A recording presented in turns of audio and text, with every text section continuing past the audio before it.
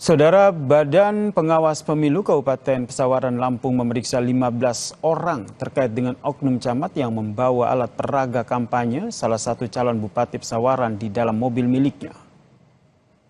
15 orang saksi yang telah dimintai keterangan oleh Bawaslu Kabupaten Pesawaran terdiri dari unsur pelapor, terlapor dan juga warga serta pihak saksi ahli, saudara. Proses pemeriksaan yang dilakukan Bawaslu nantinya akan ditindaklanjuti ke ranah Gakumdu Kabupaten Pesawaran.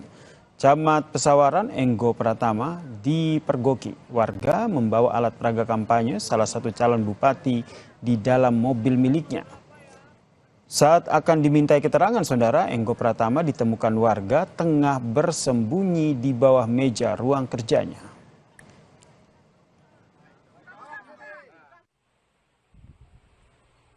Bawaslu Kabupaten Pesawaran sudah memanggil 2 orang saksi, satu diantaranya yaitu saksi ahli pidana.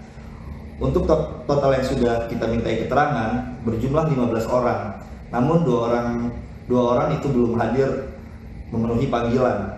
Untuk unsur-unsur yang dimintai keterangan yaitu ada dari pihak terlapor, pelapor, saksi dari pelapor, lalu saksi dari kecamatan dan juga saksi-saksi terkait.